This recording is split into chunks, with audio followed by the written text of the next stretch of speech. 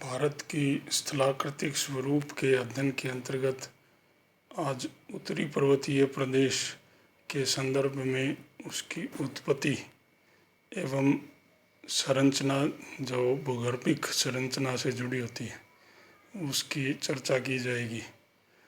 भारतीय उपमहाद्वीप के उत्तर पर्वतीय प्रदेश में महान हिमालय के अतिरिक्त उसकी पूर्वी तथा पश्चिमी विस्तार और हिमालय प्रदेश की जो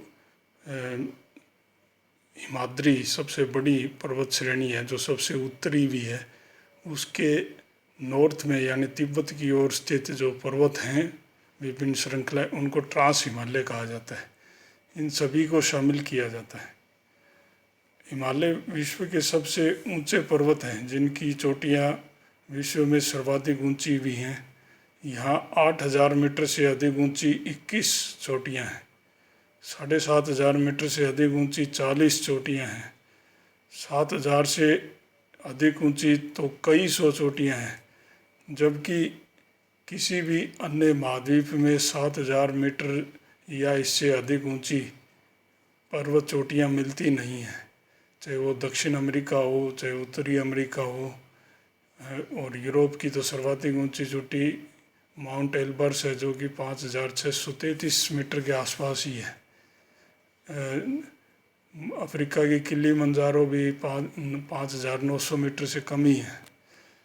तो ये अपेक्षाकृत नवीन वलित पर्वत हैं हिमालय के, जिनकी ऊंचाई अभी भी बढ़ रही है और नवीन होने से इनकी उत्पत्ति ज़्यादा पुरानी नहीं है। करीब 65 से 70 मिलियन वर्ष पूर्व टर्शरी काल में इन पर्वतों का निर्माण हुआ। टर्शरी युग में यद्यपि इनको निर्मित करने वाली चट्टानें पूर्व के कालों में भी मौजूद थी, उनका अवसादीकरण हुआ, टूट फूट हुई, अवसादीकरण हुआ, फिर वापस वलित पर्वतों के रूप में ऊपर उठी। हिमालय को निर्मित करने वाली जो गतिविधियां हैं जिसे हम पटल विरूपणी शक्तियां गतियां कहते हैं, वो क्रिटेशियस युग के अंत में शुरू हुई और निम्न प्लीस्टोसीन युग तक चली। प्लीस्टोसीन युग को हम हिमकाल से जोड़ते हैं, प्लीस्टोसीन युग के बाद के समय को। तो क्रिटेशियस युग के अंत में शुरू होकर और प्लीस्टोसीन युग के प्रारंभ तक ये इन पर्वतों के निर्माण की प्रक्रिया चली है। हिमालय का उत्थान अब भी जारी है, जिसकी दर करीब 7.5 से 10 सेंटीमीटर प्रति वर्ष है। हिमालय पर्वत को निर्मित करने वाले अवसाद जिस सागर में निक्षेपित हुए उसको टेथिस सागर कहा जाता है। भारत की जो भारतीय प्रायद्वीप है जो गोंडवाना लैंड का हिस्सा है, गोंडवाना लैंड नामक महाद्वीप का हिस्सा था, वो भारतीय प्लेट के रूप में उत्तर की ओर विस्थापित हुआ और टेथिस सागर में गिरे हुए संचित हुए अवसादों को संपीड़न के कारण वलित करते हुए हिमालय पर्वतों का निर्माण किया। उत्तर की ओर विस्थापन मेसोजोइक काल के अंत में और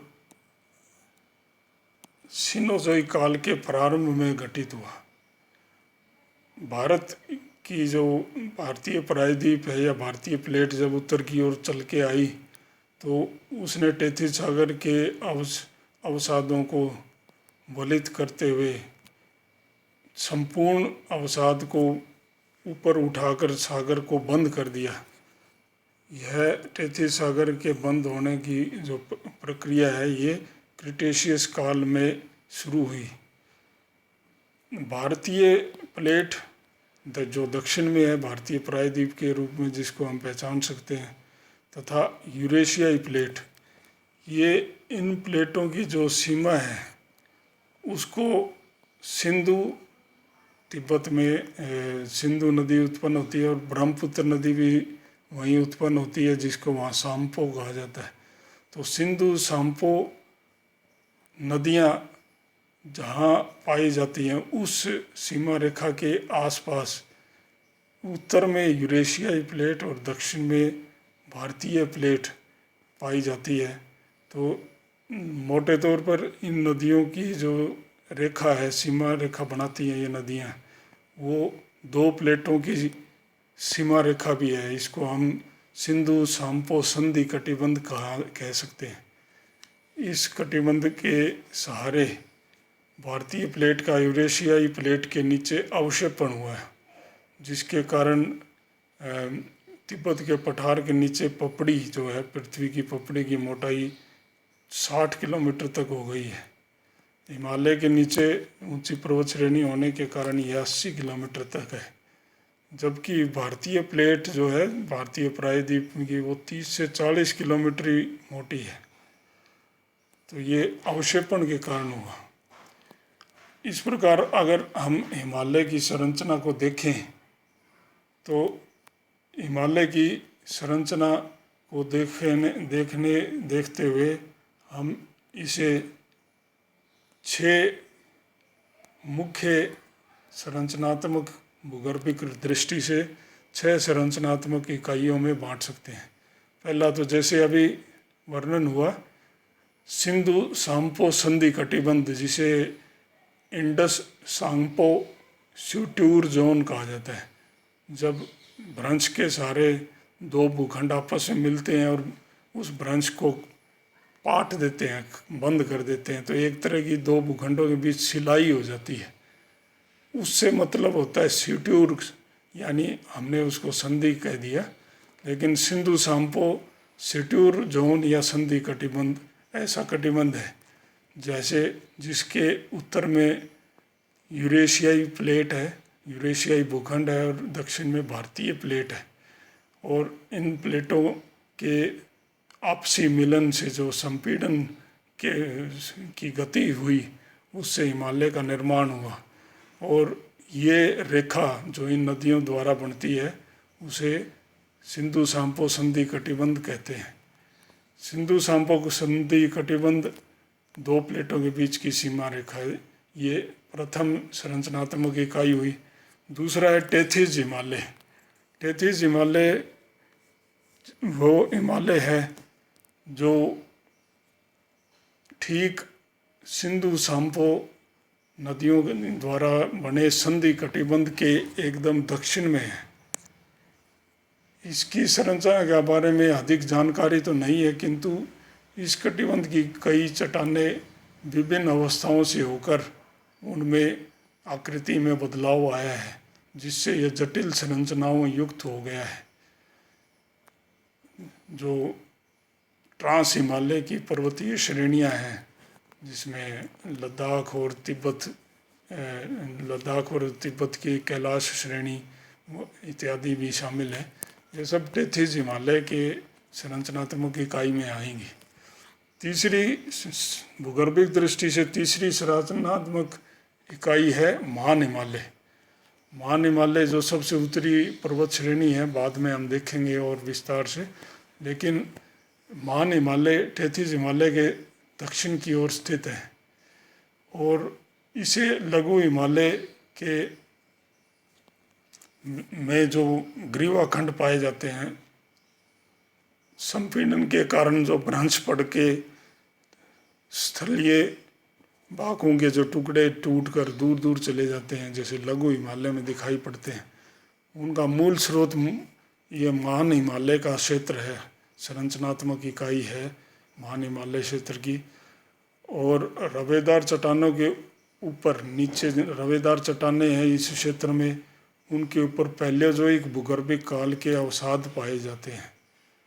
प्लीस्टोसिन युग के वलन से आंतरिक हिमालय की ऊंचाई आसपास के क्षेत्र से 4 से 5 किलोमीटर ऊंची हो गई, जबकि तिब्बत की ओर से आने वाली नदियां अपनी तल को बनाए रखते हुए गहरा कटाव जारी रखा, जिसके कारण नदियां जो कि हिमालय की से भी पुरानी थी, उन्होंने एक पूर्ववर्ती अपवाह तंत्र बनाया जिसका परिचय विभिन्न गहरे गोर्ज देते हैं जो कि 4-4, 5-5 किलोमीटर गहरे हैं। चौथा संरचनात्मक इकाई जो है वो मुख्य मध्यवर्ती उत्क्रम कहलाता है, मेन सेंट्रल थ्रस्ट। यह उत्तर में महान हिमालय तथा दक्षिण में जो जिसे लघु हिमालय या हिमाचल बोलते हैं, बाद में और चर्चा करेंगे, इन दोनों के मध्य में स्थित है। इसे मुख्य मध्यवर्ती उत्क्रम या मेन सेंट्रल थ्रस्ट का नाम दिया जाता है। इस कटिबंध ने इन दोनों पर्वतों श्रेणियों के विवर्तनिक इतिहास में महत्वपूर्ण भूमिका निभाई है। विभिन्न प्रकार की रूपांतरित शैलें संपीड़न के कारण, उच्च दबाव के कारण यहाँ बनी हैं, जिन्हें नीस, शिस्ट, क्वार्टजाइट आदि के श्रेणी में रख सकते हैं। अन्य चट्टानें भी हैं जिनमें फाइलाइट एवं चूना पत्थर की चट्टानें जो अवसादी चट्टानों का रूप होती हैं। चौथी जो स्थलाकृतिक या भूगर्भिक दृष्टि से संरचनात्मक इकाई है उसे हम लघु हिमालय कहते हैं। लघु हिमालय शिवालिक श्रेणी की जो स्थलाकृतिक रूप से दिखाई पड़ने वाली शिवालिक श्रेणी है, जो सबसे दक्षिणी हिमालय की श्रेणी है, वो इसी संरचनात्मक इकाई से जुड़ी है।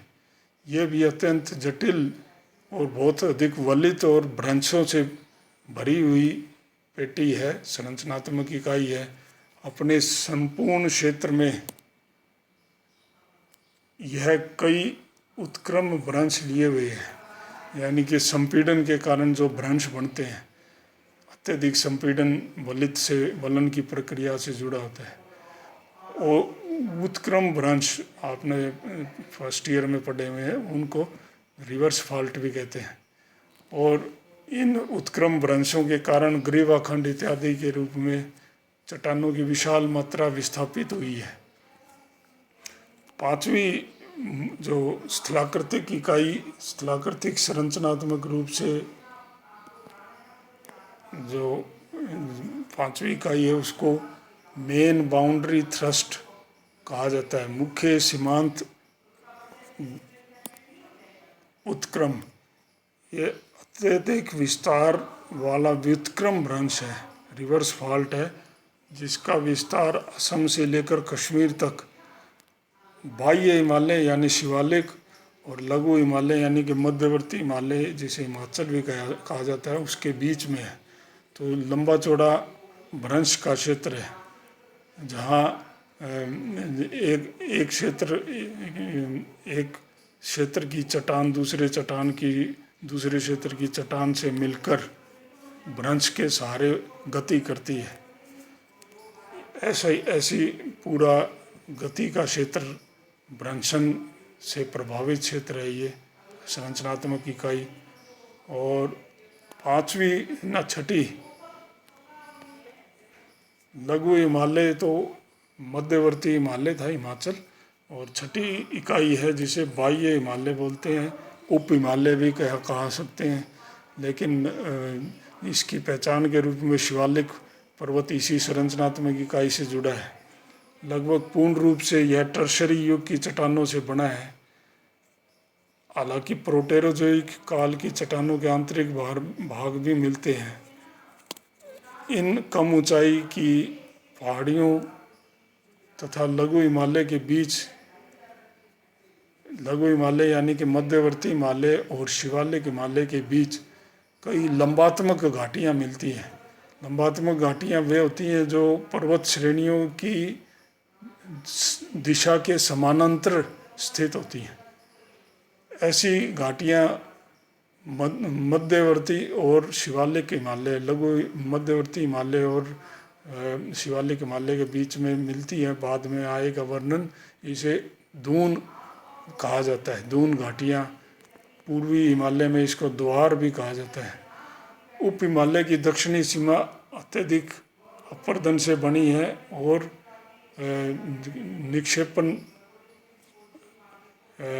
निक्षेपण द्वारा निर्मित हुए जलोढ़ पंखों के रूप में दिखाई। अगर हम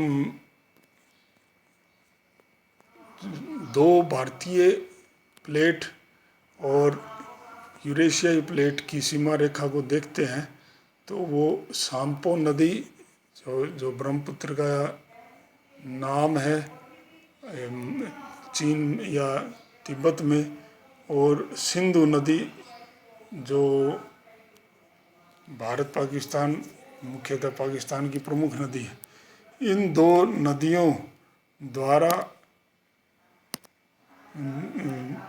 जो सीमा जो सरल रेखा बनती है, इस रेखा के उत्तर में तिब्बती या यूरेशियाई प्लेट और दक्षिण में भारतीय प्लेट, ये भारतीय प्लेट उत्तर की ओर गति करती हुई चलती है और इन दोनों प्लेटों की जो सीमा रेखा बनती है इन नदियों द्वारा बनी रेखा के द्वारा, इसे हम सिंधु सांपो संधि कटिबंध कहते हैं।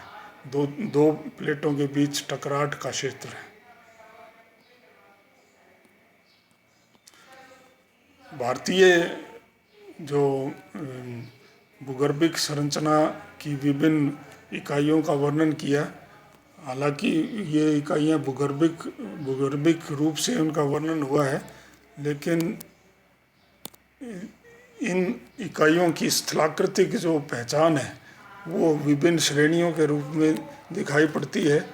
स्थलाकृतिक रूप से इन श्रेणियों का वर्णन अगले चर्चाओं में करेंगे, लेकिन ये अगर इन श्रेणियों को देखें तो अभी जैसा वर्णन आया था तो शिवालिक श्रेणी जो कि सबसे दक्षिण में स्थित है, दूसरी मध्यवर्ती लघु हिमालय की श्रेणी जो जिसे पीर पंजाल और धौलाधर और मसूरी श्रेणी, महाभारत श्रेणी जो आपके नेपाल में है उसको हम उस रूप में देखते हैं।